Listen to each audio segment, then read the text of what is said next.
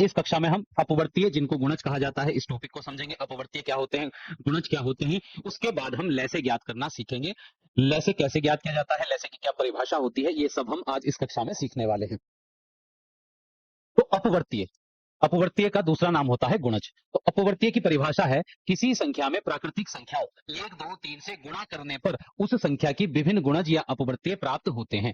अगर हमको किसी संख्या के अपवर्तीय ज्ञात करने हैं या किसी संख्या के गुणज ज्ञात करने हैं, तो हमको उस संख्या की गुणा अगर हम प्राकृतिक संख्या से कर देंगे, तो प्राकृतिक संख्या से करने के बाद उस संख्या का हमको अपवर्तीय या गुणज मिल जाएगा। जैसे यहां पर हमको 4 के अपवर्तीय लिखने हैं, तो 4 के अपवर्तीय ज्ञात करने के लिए हमको 4 की गुणा प्राकृतिक संख्याओं से करनी होगी। अगर 4 का पहला अपवर्तीय आपको ज्ञात करना है, तो 4 की गुणा सबसे छोटी जो पहली प्राकृतिक संख्या है उससे करेंगे, तो 4 एकन 4 आ जाएगा। तो 4 का पहला अपवर्तीय होता है 4। 4 का अगर दूसरा अपवर्तीय ज्ञात करना है, तो 4 की गुणा कर देंगे 2 से, 4 दूनी 8, तो 4 का दूसरा अपवर्तीय है 8। तो 4 की गुणा अगर हम 3 से कर दें, तो 4 तिया 12, तो 4 का तीसरा अपवर्तीय या गुणज हमको मिल जाएगा 12। 4 की गुणा 4 से करने पर हमको मिल जाएगा 16। तो ये 4 का चौथा अपवर्तीय है। इस प्रकार हम प्राकृतिक संख्याओं से गुणा करके संख्या 4 की प्राकृतिक संख्याओं से गुणा करके संख्या 4 के अन्य अपवर्तीय भी ज्ञात कर सकते हैं। जैसे अगर हमको 5वां अपवर्तीय ज्ञात करना हो, तो 4 की गुणा हम 5 से कर देंगे, 4 पंजे 20। अगर 4 का छठा अपवर्तीय हमको ज्ञात करना हो, तो 4 की गुणा प्राकृतिक संख्या 6 से कर देंगे, 6 चौक 24। तो इस प्रकार ये 4 के अपवर्तीय निकलते चले जाएंगे, 4 के गुणज हमको प्राप्त होते चले जाएंगे। तो जब भी हमको किसी संख्या के अपवर्तीय या गुणज ज्ञात करने होते हैं, तो हम उस संख्या की गुणा प्राकृतिक संख्याओं से करते चले जाते हैं और हमको उस संख्या के अपवर्तीय मिलते चले जाते हैं।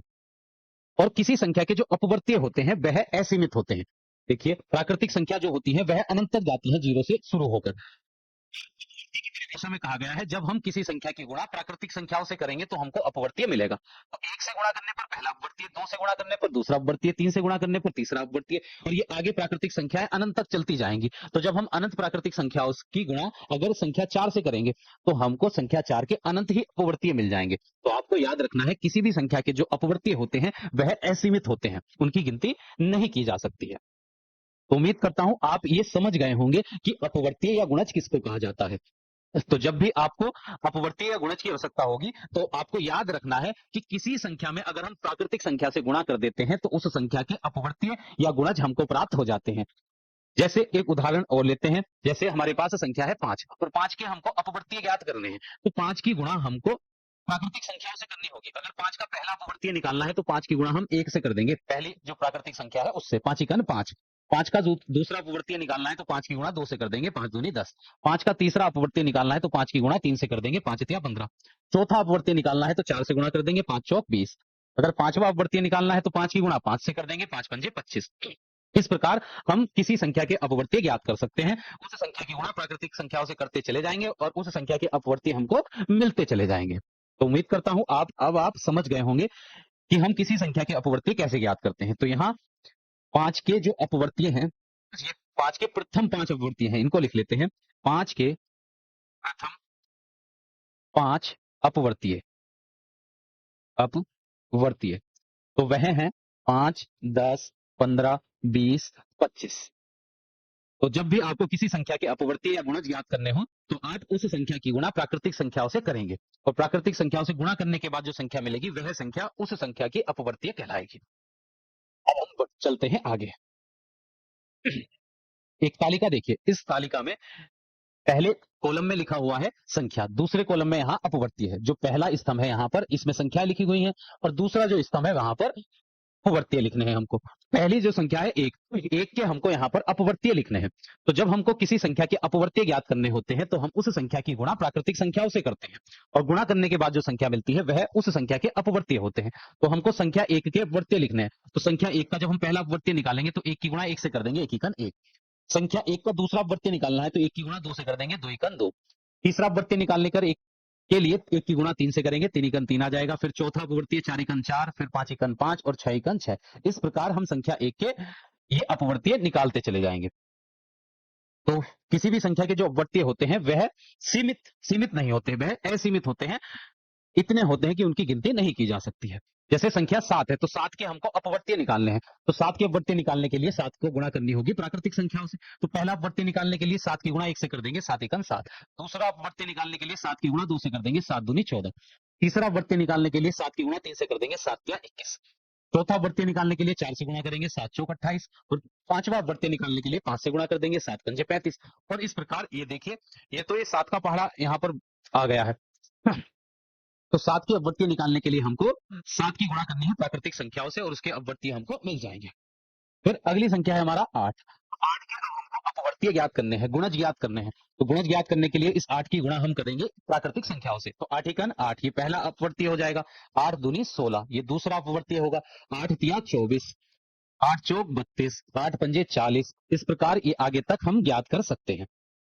फिर संख्या 10 के हमको अपवर्तीय ज्ञात करने हैं, तो संख्या 10 की गुणा करनी होगी प्राकृतिक संख्याओं से। 10 की गुणा 1 से करेंगे तो 10 एकन 10, 10 की गुणा 2 से करने पर हमको मिलेगा 20, 10 की गुणा 3 से करने पर 10 तिया 30, 10 की गुणा 4 से करने पर हमको मिल जाएगा 40, 10 की गुणा 5 से करने पर हमको मिल जाएगा 50। तो ये संख्या 10 के अपवर्तीय आ गए हैं। तो इस प्रकार हम प्राकृतिक संख्याओं से किसी संख्या की गुणा करते चले जाते हैं और हमको उस संख्या के अपवर्तीय मिलते चले जाते हैं। तो यहाँ पर कुछ संख्याएं दी गई थी, इसके इनके अपवर्तीय हमने यहाँ पर ज्ञात कर लिए हैं इस तालिका में। अब इस तालिका की मदद से हम अपवर्तियों के कुछ गुण सीखेंगे कि अपवर्तियों के कुछ गुण होते हैं, उनको समझते हैं इस तालिका की मदद से। तो पहला गुण है, देखिए, अपवर्तियों की मदद से हम अपवर्तियों के जो गुण है वो इस तालिका की मदद से समझेंगे। देखिए पहला गुण क्या है? पहला गुण है प्रत्येक संख्या स्वयं का एक अपवर्तीय है, कि जो प्रत्येक संख्या होती है वह स्वयं का एक अपवर्तीय होती है। इस तालिका में देखिए, यहां पर हमने कुछ संख्याओं के अपवर्तीय ज्ञात करें, कुछ संख्याओं के अपवर्तीय ज्ञात करें। तो इन अपवर्तियों में देखिए, जब हमने संख्या 1 का अपवर्तीय निकाला था तो उसमें संख्या 1 भी आया था। 7 का अपवर्तीय निकाला तो संख्या 7 भी हमको मिला अपवर्तियों में। संख्या 8 के जब हमने अपवर्तीय ज्ञात किए तो संख्या 8 का अपवर्तीय हमको 8 मिला, पहला अपवर्तीय 8 ही मिला। संख्या 10 का अपवर्तीय में 10 के जो अपवर्तीय हमने ज्ञात किए थे उनमें 10 भी है। तो अपवर्तियों का जो एक गुण है वह है प्रत्येक संख्या स्वयं का अपवर्तीय है, कि प्रत्येक संख्या स्वयं का अपवर्तीय होती है। दूसरा दूसरा गुण समझते हैं अब, किसी संख्या के अपवर्तियों की संख्या असीमित होती है। तो जब हमने देखिए यहां पर संख्याओं के अपवर्तीय ज्ञात कर रहे थे, तो संख्याओं के अपवर्तीय ज्ञात करते समय हम संख्याओं की गुणा प्राकृतिक संख्याओं से करते हैं, और प्राकृतिक संख्याएं होती है अनंत, 0 से शुरू होकर अनंत तक जाती हैं। तो जब हम किसी संख्या की गुणा प्राकृतिक संख्याओं से करते चले जाएंगे तो हमको उसके अपवर्तीय मिलते चले जाएंगे। जैसे हमने यहाँ 7 के अपवर्तीय निकाले, 7 एकम 7, 7 दूनी 14, 7 तिया 21, 7 चौक 28, 7 पंजे 35। और अब यहाँ पर प्राकृतिक संख्या खत्म थोड़ी हुई है, 5 के आगे भी प्राकृतिक संख्या होंगी। फिर 6 से गुणा करके भी निकाल सकते हैं, 7 से, 8 से, 9, 10, 11, 12, 13 आगे तक। अगर हमको 7 का हजारवा अपवर्तीय बताना है तो 7 की गुणा हम 1000 से कर देंगे तो हमको मिल जाएगा 7000। तो 7 का एक अपवर्तीय 7000 भी है। तो और किसी प्राकृतिक संख्या से गुणा करने पर भी 7 के अपवर्तीय हमको मिलेंगे। और प्राकृतिक संख्याएं होती हैं अनंत, इसलिए किसी भी संख्या के जो अपवर्तियों की संख्या होती है वह होती है असीमित। इतने अपवर्तीय ज्ञात कर सकते हैं हम किसी संख्या के जिनकी गिनती करना भी संभव नहीं है। ठीक है, तो ये था दूसरा गुण, कि किसी संख्या के जो अपवर्तियों की संख्या होती है वह असीमित होती है। अब तीसरा गुण देखिए, किसी संख्या का प्रत्येक अपवर्तीय उस संख्या से बड़ा या उसके बराबर होता है। देखिए जब हमने यहाँ पर संख्याओं के अपवर्तीय ज्ञात किए थे तो प्रत्येक संख्या के अपवर्तीय में आप देखेंगे कि जो भी उस संख्या के अपवर्तीय आए हैं या तो वे उसके बराबर हैं या उससे बड़े हैं। जैसे हमने 1 के अपवर्तीय निकाले थे तो सबसे छोटा अपवर्तीय यहाँ पर 1 ही है, और 1 के बाद जितने भी अपवर्तीय हमको मिलते चले गए वह 1 से सभी बड़े हैं। तो संख्या 1 के जो अपवर्तीय है या तो वह 1 के बराबर है या 1 से बड़े हैं। इसी प्रकार संख्या 7 के अपवर्तियों में भी देखिए, तो संख्या 7 का जो अपवर्तीय है वह पहला अपवर्तीय 7 है जो इसके बराबर है, और जितने भी अपवर्तीय हैं वे सब 7 से बड़े हैं। संख्या 8 के अपवर्तियों में भी आप देख सकते हैं, सबसे छोटा संख्या 8 का जो अपवर्तीय है वह 8 है, वह संख्या खुद। तो 8 के जो अपवर्तीय है या तो 8 के बराबर हैं और सभी 8 से बड़े हैं, 16, 24, 32, 40, अब 48 आ जाएगा। तो इस प्रकार जो 8 के जो अपवर्तीय हैं वे सभी या तो 8 के बराबर होंगे या 8 से बड़े होंगे। संख्या 10 के जो अपवर्तीय हमने ज्ञात किए थे उनमें संख्या 10 के जो जितने भी अपवर्तीय हमने निकाले या इसके जितने भी अपवर्तीय होंगे वे या तो 10 के बराबर होंगे या 10 से बड़े होंगे, क्योंकि 10 के अपवर्तीय में सबसे छोटी संख्या हमको 10 मिलेगी, वह संख्या खुद, और सभी अपवर्तीय जो है 10 से बड़े हैं। तो ये था अपवर्तियों का तीसरा गुण, कि किसी संख्या के जो अपवर्तीय होते हैं वे या तो उस संख्या के बराबर होते हैं या उससे बड़े होते हैं। अब गुण नंबर 4 देखिए, किसी संख्या का प्रत्येक अपवर्तीय उस संख्या से पूरा पूरा विभाजित होता है, कि किसी संख्या के जो अपवर्तीय होते हैं वे सभी अपवर्तीय उस संख्या से पूरे पूरे विभाजित हो जाते हैं। अगर हम किसी संख्या के अपवर्तियों को उस संख्या से भाग दें तो भाग देने पर प्रत्येक में हमको शेषफल 0 ही मिलेगा, कि कोई भी संख्या अपने अपवर्तियों को पूरा पूरा विभाजित कर देती है। जैसे यहाँ पर 8 के अपवर्तीय हमने लिखे, 8, 16, 24, 32, 40, तो ये 8 के सभी अपवर्तीय हैं। अगर 8 से इन सबको हम भाग करें, देखिए 8 से 8 को भाग करने पर, अगर 8 से 8 को भाग करेंगे, 8 एकन 8, शेषफल मिल गया 0। तो 8 8 से पूरा विभाजित है। 8 से अगर दूसरे अपवर्तीय 16 को भाग करें हम, 8 दूनी 16, यहाँ पर भी शेषफल 0 मिला, मतलब 16 भी 8 से विभाजित है। तीसरा अपवर्तीय 24 है, अगर 24 को 8 से भाग करें तो 8 तिया 24, यहाँ भी हमको शेषफल 0 मिला। इसका मतलब है कि संख्या 8 जो है वह अपने सभी अपवर्तियों को पूरा पूरा विभाजित करती है। तो किसी भी संख्या से अगर उसके अपवर्तियों को अगर हम भाग देंगे तो सदैव हमको शेषफल 0 मिलता है। तो ये है अपवर्तियों का चौथा गुण, जिसमें हमने सीखा कि किसी भी संख्या के जो अपवर्तीय होते हैं वह उस संख्या से पूरे पूरे विभाजित होते हैं। अब देखिए प्रगुण नंबर 5, सभी संख्या एक की अपवर्तीय है। कि जो सभी संख्या है वे सब एक की अपवर्तीय है। इस तालिका में देखिए, जब हमने एक के अपवर्तीय निकाले तो उसमें हमको संख्याएं मिल गई।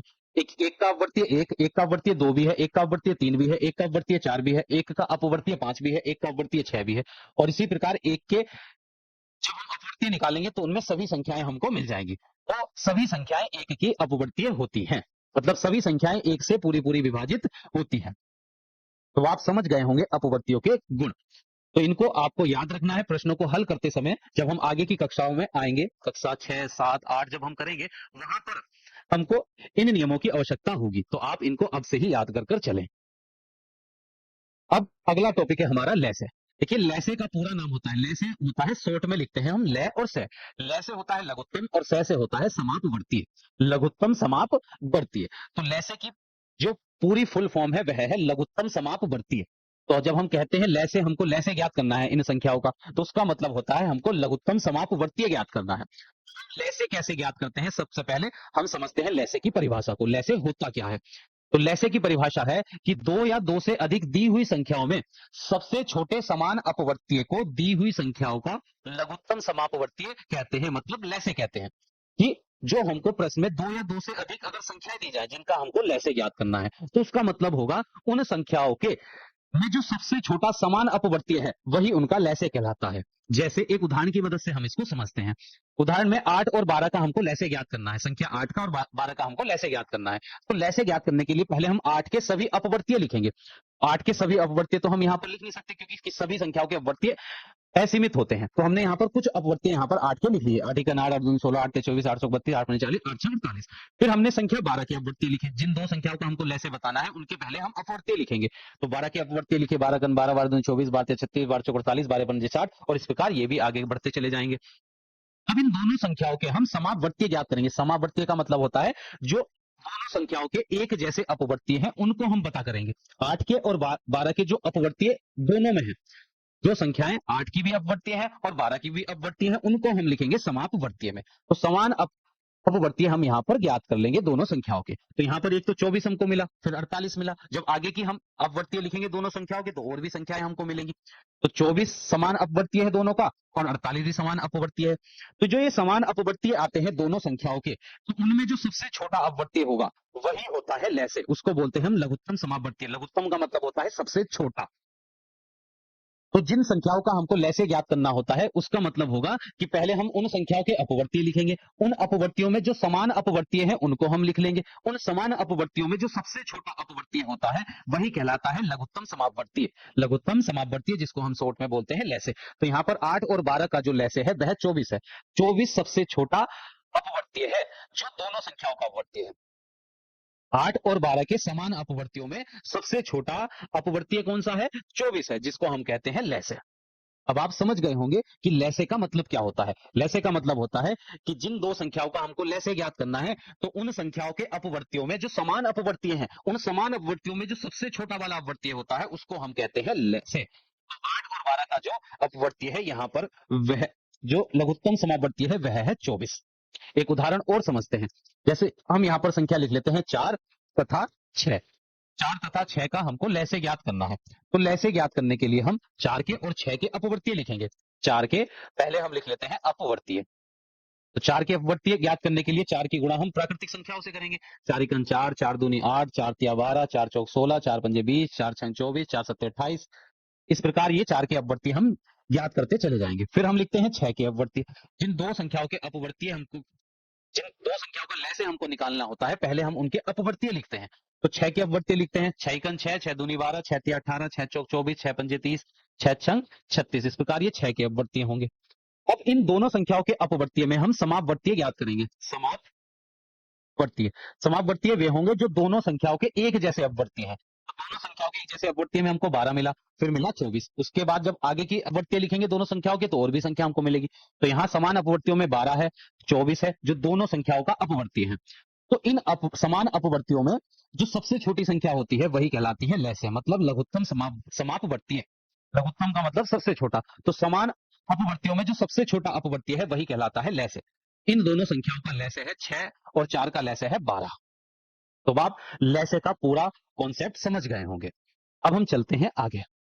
तो लैसे ज्ञात करने के लिए हमारे पास 3 विधियां होती हैं। लैसे ज्ञात करने के लिए हमारे पास होती हैं 3 विधियां। ये 3 विधियां कौन सी है? पहली विधि है सभी अपवर्त्य ज्ञात करके लघुत्तम समापवर्त्य ज्ञात करना। जैसे अभी हमने इन उदाहरणों में सीखा कि जैसे हमको 8 और 12 का लैसे ज्ञात करना था, तो पहले हमने 8 के सभी अपवर्त्य लिखे, 12 के अपवर्त्य लिखे, दोनों के अपवर्त्यों में उन वाले अपवर्त्यों को छांट लिया जो एक जैसे थे दोनों में, और जो एक जैसे अपवर्त्य मिले उनमें जो सबसे छोटे वाला अपवर्त्य होता है वही कहलाता है लैसे।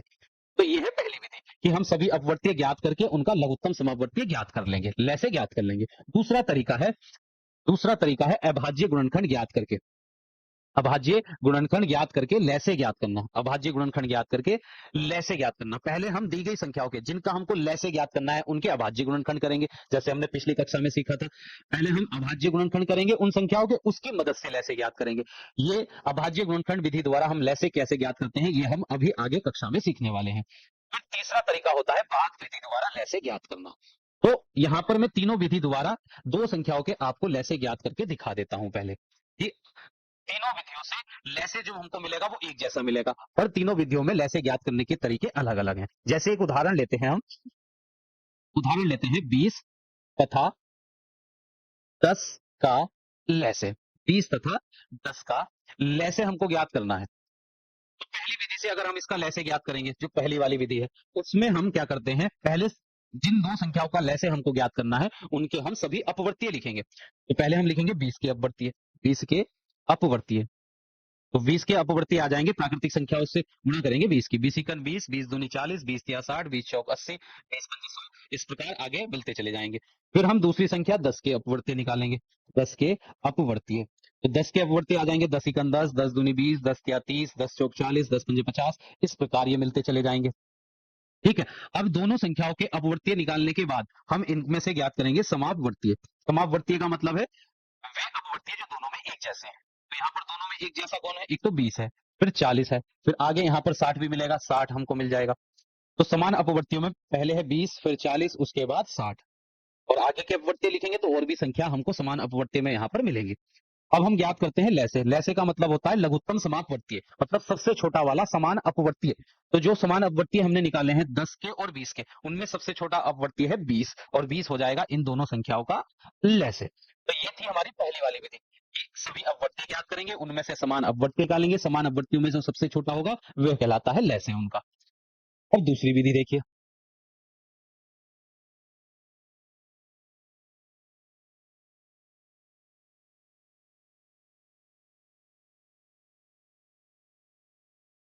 दूसरी विधि है, दूसरी विधि में हम पहले संख्याओं के अभाज्य गुणनखंड ज्ञात करेंगे। अभाज्य गुणनखंड ज्ञात करेंगे 10 के भी और 20 के भी। 20 के और 10 दोनों के अभाज्य गुणनखंड ज्ञात कर लेंगे। तो पहले दो अभाज्य गुणनखंड ज्ञात करते समय हम संख्याओं को अभाज्य संख्याओं से भाग करते हैं। संख्या को अभाज्य संख्याओं के गुणा के रूप में लिखना ही अभाज्य गुणनखंड कहलाता है। तो सबसे छोटी अभाज्य संख्या 2 से हम 20 को भाग करेंगे, 2 से 20 को भाग करने पर भागफल मिलेगा 10। फिर 10 को 2 से भाग करेंगे, 2 पंजे 10। फिर 5 को 5 से, 5 एक अभाज्य संख्या है, ये 5 से ही विभाजित होगी, 5 एकन 5। इसी प्रकार हम 10 के भी अभाज्य गुणनखंड ज्ञात कर लेंगे। तो 2 से भाग करते हैं, 2 पंजे 10, फिर 5 5 से विभाजित होगा एक बार। तो पहले संख्या 20 के अभाज्य गुणनखंड लिख लेते हैं जो आए हैं। तो संख्या 20 के अभाज्य गुणनखंड में अभाज्य संख्या 2 जो है 2 बार आई है, और अभाज्य संख्या 5 एक बार है। फिर 10 के अभाज्य गुणनखंड लिखते हैं 2 गुणा 5। अब हम ज्ञात करेंगे दोनों का लैसे। तो लैसे ज्ञात करते समय हम दोनों संख्याओं के अभाज्य गुणनखंड में जो एक जैसी संख्या है पहले उनके जोड़े बना लेंगे। देखिए एक जोड़ा तो यहां पर बन जाएगा इन दोनों दो का, तो एक जोड़ा तो इन दोनों का बन गया है, 2 है।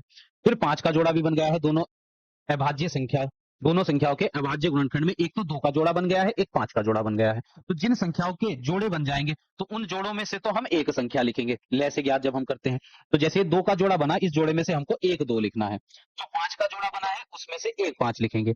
अब जो जोड़े बनने से रह जाती हैं संख्याएं उनको भी लिख लेंगे। तो जैसे ये 2 जो था ये किसी के साथ जोड़ा नहीं बना है दोनों संख्याओं में, तो 2 को हमने जैसा था वैसे ही लिख दिया। फिर इनकी गुणा कर लेंगे, 2 पंजे 10 और 10 दूनी हो जाएगा 20। तो देखिए दोनों संख्याओं का 10 और 20 का लैसे आ गया है 20। पहली विधि से भी 20 ही आया था लैसे। तो ये है हमारी दूसरी विधि। ये पहली विधि है, प्रथम विधि, जिसमें हम सभी अपवर्तीय ज्ञात करके लैसे ज्ञात करते हैं। यह है दूसरी विधि विधि द्वितीय विधि। द्वितीय विधि में हम संख्याओं के अभाज्य गुणनखंड करते हैं, फिर अभाज्य गुणनखंड में एक जैसी अभाज्य संख्या के जोड़े बनाते हैं और लैसे ज्ञात करते समय जिनके जोड़े बन जाते हैं, इनके जोड़ों में से एकक संख्या हम लिखते हैं, जिन संख्याओं के जोड़े नहीं बनते हैं उनको सभी को लिख लेते हैं, फिर उनकी गुणा कर देते हैं, हमको लैसे मिल जाता है। तीसरी जो विधि है भाग विधि द्वारा, तीसरी विधि द्वारा हम ज्ञात करेंगे, लैसे ज्ञात करना सीखेंगे। तीसरी विधि, तृतीय विधि। अब इन्हीं दोनों संख्याओं का लैसे हम तीसरी विधि से निकालेंगे जिसका नाम है भाग विधि। तो जब हम भाग विधि से लैसे निकालते हैं तो दोनों संख्याओं को एक साथ लिखते हैं। जैसे 10 20 और 10 का लैसे निकालना है तो दोनों को एक साथ लिखेंगे, बीच में अल्प विराम लगा देंगे दोनों संख्याओं को अलग रखने के लिए। अब दोनों संख्याओं में भाग करेंगे, दोनों संख्याओं के अभाज्य गुणनखंड एक साथ करेंगे। यहाँ पर तो अलग अलग अभाज्य गुणनखंड किए थे, यहाँ एक साथ करेंगे। तो सबसे छोटी अभाज्य संख्या 2 है, तो पहले 2 से 20 को अगर हम विभाजित करें तो 2 से 20 को भाग करने पर भागफल 10 आएगा। फिर जब हम 10 को 2 से विभाजित करेंगे तो भागफल में 5 मिलेगा। अब फिर भाग देंगे, अब 2 से 10 तो विभाजित हो जाएगा, 5 विभाजित नहीं होगा, तो 2 से 10 को विभाजित कर देंगे 5 बार, और 5 विभाजित नहीं होगा तो इसको जैसा था वैसे ही लिख लेंगे। अब इस लाइन में 5 जो है ना तो 2 से विभाजित है ना 3 से विभाजित होगा, ये केवल 5 से विभाजित होगा। तो 5 से भाग करते हैं, 5 एकन 5 और 5 एकन 5, और जब नीचे आ जाता है 1 1 भागफल में, मतलब हमारे अभाज्य गुणनखंड पूरे हो गए हैं। अब जब हम लैसे निकालते हैं तो जो अभाज्य गुणनखंड में जो संख्या आई है हमको मिली है, इनकी हम कर देते हैं गुणा। तो 2 दूनी 4 4 पंजे 20। तो इन दोनों संख्याओं का लैसे आ गया है 20। तो ये है 3 विधि लैसे ज्ञात करने की। पहली विधि में हम संख्याओं के अपवर्तीय निकालकर समान अपवर्तीय ज्ञात करते हैं और उन समान अपवर्तीय में जो सबसे छोटा होता है वही लैसे कहलाता है। दूसरी विधि में दी गई संख्याओं के जिनका हमको लैसे निकालना है, पहले अभाज्य गुणनखंड ज्ञात करेंगे, अभाज्य गुणनखंड ज्ञात करने के बाद एक जैसी अभाज्य संख्याओं के जोड़े बनाएंगे, जोड़े वाली संख्या में से एक संख्या लिखेंगे और जिनके जोड़े नहीं बनते हैं उनको सभी को लिख लेंगे, फिर सबकी गुणा कर देंगे तो हमको लैसे मिल जाएगा। और तीसरी विधि है भाग विधि। भाग विधि में हम जितनी संख्याओं का लैसे निकालना होता है सभी को एक साथ लिखते हैं और उनके बीच में कोमा लगा देते हैं, सभी के अभाज्य गुणनखंड एक साथ करते हैं। तो हमको जब भी लैसे ज्ञात करना है तो हम इस तीसरी वाली विधि का प्रयोग करेंगे। वैसे तो तीनों विधियां आसान है, पर ये जो पहली वाली विधि है, जब संख्याएं हमको बड़ी मिलेंगी तब ये विधि ज्यादा उपयोगी नहीं रहेगी। जब संख्याएं बड़ी बड़ी होंगी, छोटी संख्याओं के लिए तो यह विधि सही है, पर बड़ी संख्याओं के लिए यह विधि इतनी उपयोगी नहीं है। तो सबसे ज्यादा जो उपयोगी विधि है हमारी है, सबसे ज्यादा जो काम आने वाली जो विधि है वह है तृतीय विधि, भाग विधि द्वारा हम लैसे ज्ञात करेंगे। अगला सवाल देखिए, प्रश्न है आपके सामने, प्रश्न संख्या 1 देखिए, निम्नलिखित संख्याओं के लैसे ज्ञात कीजिए। तो प्रश्न संख्या 1 में हमको कुछ संख्याएं दी गई है जिनके हमको लैसे ज्ञात करने हैं। तो आप सभी विद्यार्थी जब भी लैसे ज्ञात करें तो भाग विधि द्वारा ही उनका लैसे ज्ञात करेंगे। जैसे इस प्रश्न को भी हम भाग विधि द्वारा हल करेंगे। तो 18 और 24 का लैसे निकालना है तो 18 और 24 को एक साथ लिखेंगे बीच में कोमा लगाकर, और दोनों के अभाज्य गुणनखंड एक साथ करेंगे। तो जो अभाज्य गुणनखंड करते हैं तब हम अभाज्य संख्याओं द्वारा भाग करते हैं, अभाज्य संख्या। और हमने पिछली कक्षाओं में सीखा है अभाज्य संख्याएं क्या होती हैं। अभाज्य संख्याएं वे संख्या होती हैं जिनके केवल 2 अपवर्तक होते हैं, जो केवल 2 के पहाड़े से विभाजित हो, एक स्वयं से और एक 1 से। और सबसे छोटी अभाज्य संख्या 2, फिर 3, 5, 7, 11, 13, 17, 19, 1 से 100 के बीच में ये 25 अभाज्य संख्या होती है। ठीक है, तो ऐसे ही आगे की अभाज्य संख्या हमको मिलती चली जाएंगी। तो जब हम अभाज्य गुणनखंड करते हैं तो अभाज्य संख्याओं से भाग करते हैं। तो सबसे छोटी अभाज्य संख्या 2 है, तो पहले इसको 2 से भाग करें। तो 2 से अगर 18 को भाग करेंगे तो भागफल 18 2 से पूरा पूरा विभाजित हो जाएगा, 9 हमको मिलेगा भागफल में। 2 से हम 24 को पूरा पूरा विभाजित कर सकते हैं क्योंकि इसमें इकाई का अंक यहाँ पर है 4। तो 2 से 24 को भाग करने पर हमको मिल गया है 12। अब फिर से 2 से विभाजित, देखिए 9 तो 2 से विभाजित होगा नहीं, तो 9 को जैसा था वैसे ही लिख देंगे। और 12 2 से पूरा विभाजित हो जाएगा 6 बार, 2 छंग 12 होते हैं। पर इस लाइन में 9 2 से विभाजित नहीं होगा, पर 6 2 से विभाजित हो जाएगा, तो इसलिए 2 से फिर भाग करेंगे, 9 को जैसा था वैसे ही उतार लेंगे, और 2 तिया होते हैं 6। अब इस लाइन में ना तो 9 2 से विभाजित होगा ना 3 से विभाजित होगा, तो अब हम अगली अभाज्य संख्या से भाग करेंगे 3 से। तो 3 से 9 विभाजित होता है 3 बार, और 3 से 3 विभाजित होता है 1 बार। फिर इस लाइन में यहाँ पर एक संख्या का भागफल तो हमको 1 मिल गया है, दूसरी संख्या ये 3 है, तो 3 तो 3 से विभाजित होगी, 3 एकम 3, और इस 1 को जैसा था वैसे ही उतार देंगे। तो ये हमने दोनों संख्याओं के एक साथ अभाज्य गुणनखंड करे। अब जब हम लैसे ज्ञात करेंगे तो इन अभाज्य गुणनखंड में जो अभाज्य संख्या मिली है इन सबकी गुणा कर देंगे। यहाँ पर 2 है 3 बार और 3 है 2 बार, सबकी गुणा कर देते हैं। अब का पहाड़ा 2 बार पढ़ने पर 4 आएगा। अब 4 का पहाड़ा 2 बार पढ़ेंगे 8, तो यहाँ तक हमको 8 मिला। 2 दूनी 4, 4 दूनी 8, और 3 का पहाड़ा 3 बार पढ़ेंगे हमको मिलेगा 9, और 8 की गुणा अब हम 9 से कर देंगे तो 8 9 हो जाएंगे 72। देखिए 2 दूनी 4, 4 दूनी 8, और 8 तिया 24, और 24 का पहाड़ा जब हम 3 बार पढ़ेंगे तो हमको मिल जाएगा 72। तो 72 इन दोनों संख्याओं का लैसे है। तो इस प्रकार हम भाग विधि द्वारा दो संख्याओं का लैसे ज्ञात करते हैं। लैसे मतलब लघुत्तम समाप्त बढ़ती है। अब अगला सवाल देखिए, इसमें हमको दो संख्याएं दी गई हैं 36 और 45, दोनों का लैसे ज्ञात करना है। तो दोनों संख्याओं को एक साथ लिखेंगे और अभाज्य गुणनखंड करेंगे। तो सबसे पहले अभाज्य गुणनखंड जब हम करते हैं तो सबसे पहले सबसे छोटी अभाज्य संख्या से भाग देखते हैं, ये दोनों संख्याएं पूरी पूरी विभाजित होंगी या नहीं। तो 36 तो 2 से विभाजित हो जाएगा क्योंकि इकाई का जो अंक है वह 6 है, पर 45 2 से विभाजित नहीं होगा क्योंकि इकाई का अंक 5 है। तो जब इकाई का अंक 0 2 4 6 8 होता है तो वह संख्या 2 से पूरी पूरी विभाजित होती है। तो 2 से 36 विभाजित हो जाएगी। देखिए 2 से जब 36 को भाग करेंगे तो जिनसे भाग मन में नहीं होगी वह साइड में रख के कर लेंगे। 2 एकन 2, 3 में से 2 घटा देंगे 1, उतार लेंगे 6, 2 अट्ठे 16। तो हमको यहाँ पर मिल गया है 18। तो 2 से 36 को भाग करने पर भागफल मिलेगा 18। अब 45 तो 2 से विभाजित होगा नहीं, तो 45 को जैसा था वैसे ही उतार लेंगे। अब इन दोनों संख्याओं में 18 अभी भी 2 से विभाजित हो सकता है, तो 2 से भाग करेंगे 2 नम 18, और 45 2 से विभाजित नहीं होगा तो इसको जैसा था वैसे ही लिख लेंगे। अब इस लाइन में 9 और 45 दोनों संख्याएं 2 से इन दोनों संख्याओं में कोई विभाजित नहीं होगा, तो वह अगली अभाज्य संख्या 2 के बाद आती है 3। 3 से भाग करेंगे, 3 से 9 विभाजित होगा 3 बार। 3 से जब हम 45 को भाग करेंगे तो 3 एकन 3, 4 में से 3 घटाएंगे 1 बचा, उतार लिया हमने 5, 15 हो जाएगा, 3 पंजे 15। तो 3 से जब 45 को भाग देंगे तो भागफल में हमको मिलेगा 15। अब ये दोनों संख्या भी 3 से विभाजित हो सकती है पूरी पूरी, 3 एकन 3 और 3 पंजे 15। अब इस लाइन में इस संख्या के भागफल में तो 1 मिल गया है, पर ये 5 जो है 5 से विभाजित होगा, तो 5 यहां लिख देंगे। एक जैसा था वैसे ही उतार लेते हैं, और 5 एकन 5। तो इन दोनों संख्याओं का जब हम लैसे निकालेंगे तो वह हमको मिल जाएगा। इन अभाज्य गुणनखंड में जो संख्याएं हैं उनकी गुणा हम कर लेंगे।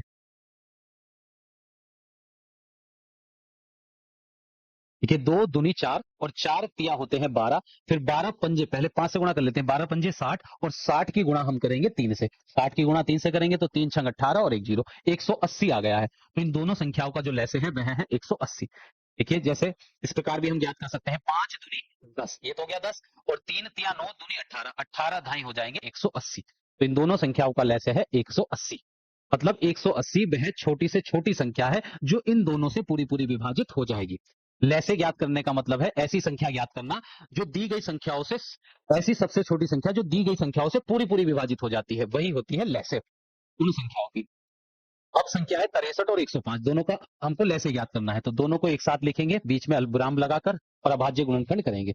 यहाँ पर जो दोनों संख्याएं हैं दोनों ही संख्या 2 से पूरी पूरी विभाजित नहीं होगी, क्योंकि इकाई का अंक पहली संख्या में 3 है, दूसरे में 5 है।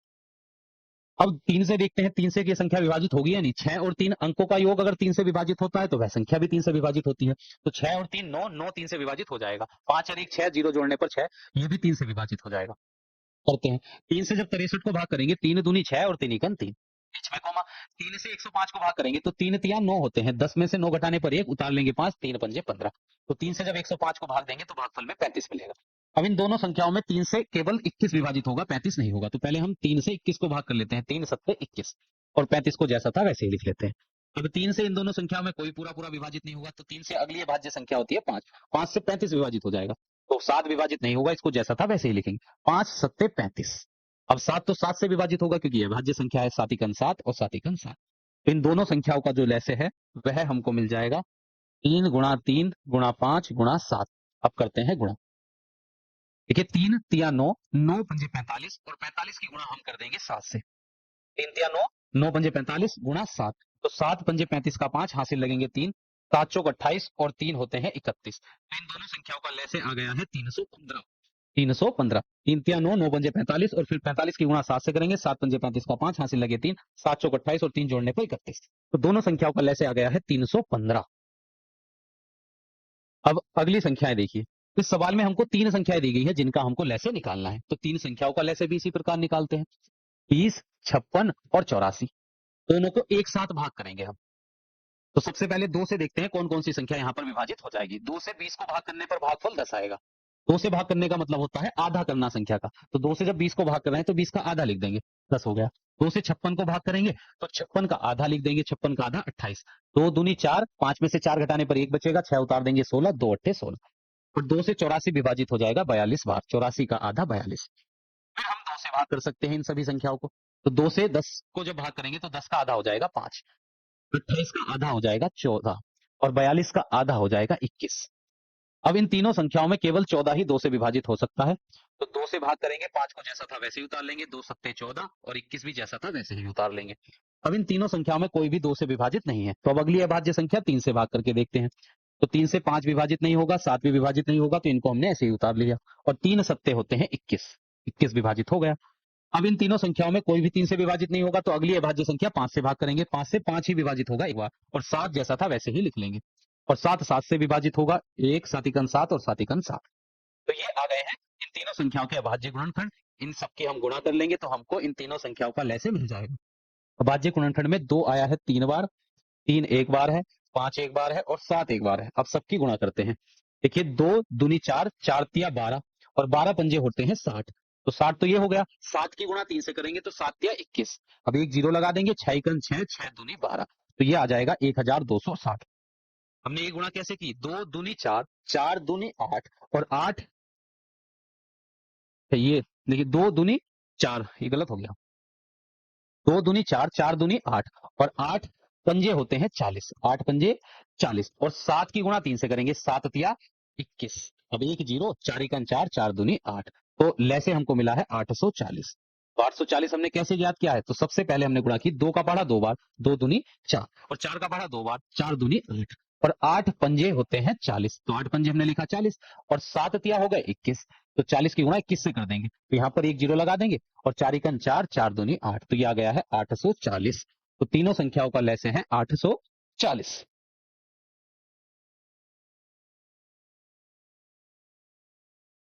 अब अगला सवाल देखिए, इसमें भी 3 संख्याएं हैं जिनका हमको लैसे ज्ञात करना है। तो 36, 54 और 81 तीनों के अभाज्य गुणनखंड एक साथ करेंगे, तीनों का लैसे हम भाग विधि द्वारा ज्ञात करेंगे।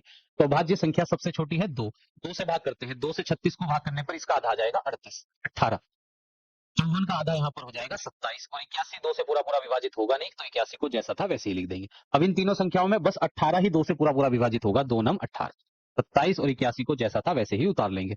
अब इन तीनों संख्याओं में कोई भी 2 से पूरा विभाजित नहीं होगा, तो अगली अभाज्य संख्या 3 से भाग करते हैं।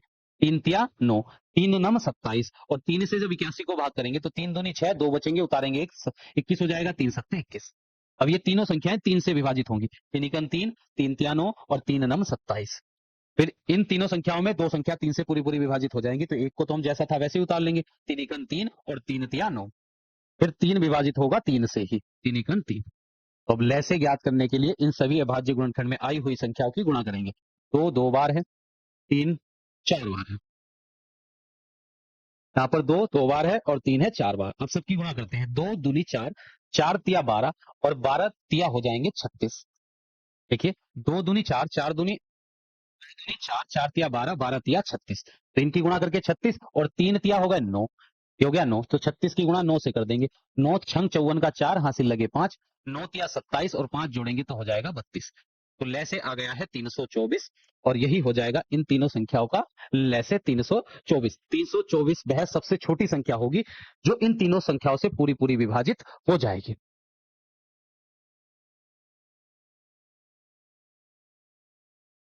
अब हम चलते हैं अगले सवाल पर। इसमें भी हमारे पास 3 संख्याएं हैं, 27 54 90, सबका हमको लैसे ज्ञात करना है, तो हम भाग विधि द्वारा ज्ञात करेंगे। 27 54 और 90 सबके अभाज्य गुणनखंड एक साथ करेंगे, तो 2 से यहाँ पर 54 और 90 तो विभाजित हो जाएंगे, 27 विभाजित नहीं होगा, तो जैसा था वैसे ही लिख देंगे। 2 से 54 को भाग करेंगे तो यहाँ पर 27 इसका आधा मिल जाएगा और 90 का आधा होता है 45। अब फिर 2 से कोई विभाजित नहीं होगा, 3 से भाग करते हैं, तो 3 नम 27, 3 नम 27 और 45 को 3 से भाग करने पर भागफल आएगा 3 एकन 3, एक बचेगा, 3 पंजे 15। फिर ये तीनों संख्याएं 3 से विभाजित होगी, 3 तिया 9, 3 तिया 9, 3 पंजे 15।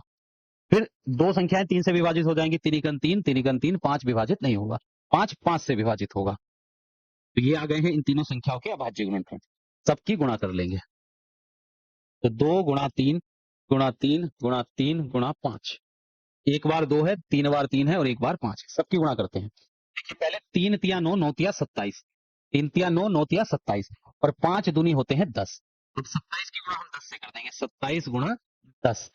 तो 27 की गुणा 10 से करने पर 270 मिल जाएगा। तो इन तीनों संख्याओं का जो लैसे है वह है 270।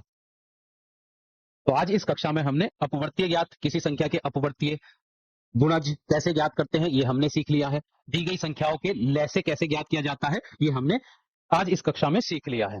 तो आप इसकी अच्छे से प्रैक्टिस कीजिएगा। लैसे निकालने की 3 विधियां होती हैं, तो तीनों विधियों के द्वारा मैंने एक सवाल आपको कराया था। तो आप जो भी विधि आपको सबसे ज्यादा पसंद आए उस विधि द्वारा आप लैसे ज्ञात कर सकते हैं। और अगर मेरी माने तो आपको भाग विधि द्वारा ही संख्याओं के लैसे ज्ञात करने चाहिए, क्योंकि इन भाग विधि द्वारा हम जल्द से जल्द संख्याओं के अभाज्य गुणनखंड करके उनका लैसे ज्ञात कर लेते हैं। तो अब मिलते हैं नेक्स्ट क्लास में। आज की क्लास के लिए इतना ही काफी है।